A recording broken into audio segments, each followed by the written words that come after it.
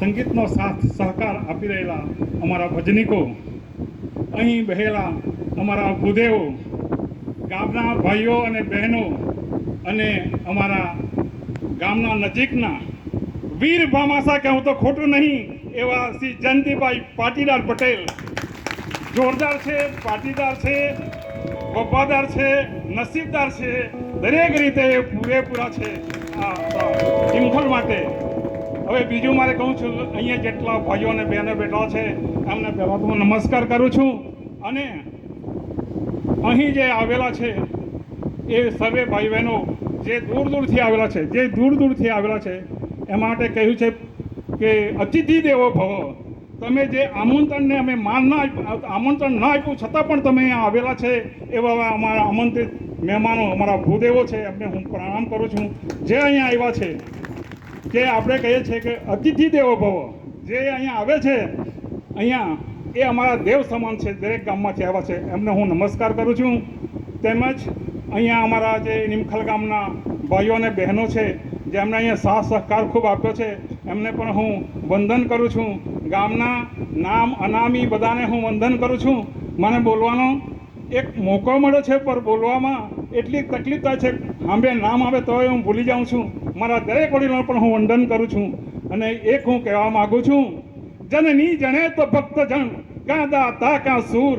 અહીંયા હું આવ્યો ત્યારે 3 દિવસ આગો લગાવ્યો છો, પણ એક દિવસ મારો એવો હતો કે સામે હું ઝાડની અંદર બેઠો હતો ને અહીંયા ભવેશભાઈ શાસ્ત્રીજી આવ્યા હતા.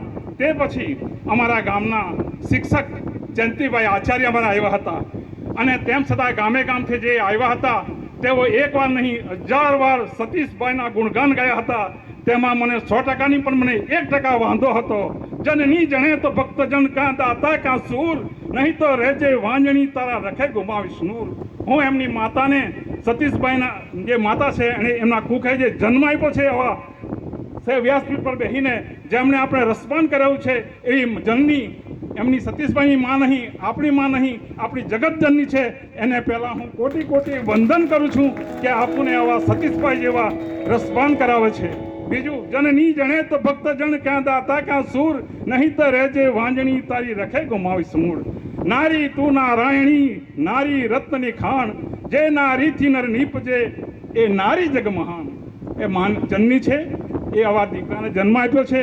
એમણે માની કુખ ઉજળી કરી છે. કોણે? આપણા સતીશભાઈ કહું છું. પર આમ તો અમારા વ્યાસપીઠ પર બિરાજમાન માન્ય ચરણનમ્ય એવા સતીશભાઈ જે માતાની કુખ ઉજળી કરી છે, તો સતીશભાઈ માટે પણ તમે એકવાર તાળી પાડો. અને એ તાળી અહીંયા નહીં પણ શેરડી સુધી સંભળાવી જોઈએ અને મારા વીરપુર સુધી સંભળાવી જોઈએ કે હવે આપણને સંત મળે કે કેમ, એક સવાલ છે. બીજું હું કહેવા માગું છું કે અહીંયા આટલા દિવસથી બધા આવ્યા છે, હું પણ આ કાને હમણાં પેલા કાને કાઢી નાખું છું, કેમ કે મારા પર એટલી તાકાત નથી રહી. હવે 71 મારા થઈ ગયા છે અને ઘરનો કારભાર સંભાળવાનો છે. છતાં પણ હું યાદ રાખું છું કે અહીંયા બધાને રસપાન કરાવ્યું છે. તેમાં જાત જાતના દ્રષ્ટાંત આપ્યા છે. કથા એટલી મસ્ત કરી છે કે એટલા મસ્ત દ્રષ્ટાંત આપ્યા, ઘણાને યાદ ન રહી હશે. પણ રામ માટે વારંવાર બોલતા હતા વ્યાસપીઠ પરથી કે તમે રામ માટે હું જે કહું છું તે તમે ધ્યાન રાખો. કથા તો ઘણી કરી પણ એમાં રામની અંદર એટલી તાકાત હતી કે એ તાકાતથી માણસ શું થાય છે અને શું કરી શકે છે. આપણા પ્રહલાદ હતા, એ પ્રહલાદને એના હિરણ્યકશ્યપ એના પિતા હતા, એણે કીધું કે રામનું નામ છોડી દે. અને હું ટૂંકું કહીએ, હમણાં ટચ કહીએ આવું, કેમ કે લાંબુ કરો બહુ લાંબુ છે, રાત થોડીને વેહ જાજા છે, એટલે હું ટૂંકમાં આપણે કહી જાઉં છું. એમને પર્વત પરથી ફેંક્યા તોય એને કંઈ થયું નહીં, ઉઠીને ચાલતા થયા. ત્યારે એમને કીધું કે જાઓ સિપાહીઓ, એને લાલ થાંભલો બનાવો, લાલ ચોળ થાંભલો, જે રીતે આપણા ચૂલામાં કોલસા હોય છે એવો લાલ થાંભલો બનાવો અને એ પ્રહલાદને ત્યાં મૂકો અને એને જાનથી મારી નાખો. એમનું નામ રામ મોણામાંથી કાઢી નાખો.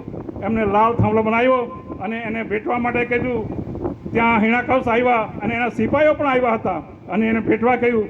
એકવાર બાળક હતું એટલે ધ્રુજી ગયો અને એને જ્યારે જોયું તે થાંભલા પર લાલ કીડી લાઈનમાં ચાલતી હતી. એટલે એને થયું કે ભગવાન ભક્તને આધીન હોય છે, ભક્ત ભગવાનને આધીન હોય છે. ભગવાન સાક્ષાત આવ્યા અને એ કીડી તરફ ચાલ્યા અને પેલાને તાકાત આવી અને થાંભલાને ભેટી પડ્યા, થાંભલો ફાટ્યો અને નરસિંહ ભગવાન ઉત્પન્ન થયા, નરસિંહ ભગવાન પ્રગટ થયા અને હિરણ્યકશિપુને જીવી નાખ્યા. આ મારા રામની તાકાત છે. તો મારી બહેનો, તમે રસોઈ કરતા હોય તો તમારા હાથ ચાલશે, તમારી આંખ ચાલશે, પણ તમારું મોઢું ન ચાલે તો તમે રામનું નામ લેજો, તમારું ગમે તે કામ સફળ થશે. મારા ભાઈઓ, તમે નોકરી જતા હશે તો તમારી નજર કામ કરશે, પગ કામ કરશે, હાથ કરશે, પણ તમારું મુખ કામ ન કરશે તો તમે રામનું નામ ઘરથી નીકળતા જ્યાં જાઓ ત્યાં રામનું નામ લેજો, તમારું દરેક કાર્ય સફળ થશે. આ રામની તાકાત છે. આપ સૌને મારી એટલી નમ્ર વિનંતી છે કે તમે જે કંઈ અહીંયાથી લીધું છે પાથું, એ પાથુંનું તમે જ્યારે પાથુંનું તમે પૂરેપૂરું એ કરશો તો જ આપણે સાંઈ બાબાના જે પ્રવચન કર્યું છે વ્યાસપીઠ પરથી શ્રી સતીશભાઈ, માન્ય સતીશભાઈ, આદરણીય સતીશભાઈ, પૂજનીય સતીશભાઈ જે બે શબ્દ કહ્યા છે એમને આપણે વ્યક્ત કરી શકીશું. મારા શબ્દને વિરામ આપું છું. બોલવામાં ભૂલ થઈ તો હું માફી માગું છું, અને બોલવામાં તમને મજા આવી હશે તો તમે તાળીથી મને વધાવી લેજો, પણ એ તાળી મારી નહીં પણ મારા સાંઈ બાબાની ને મારા જલારામ બાપાની છે. ધન્યવાદ. તમારા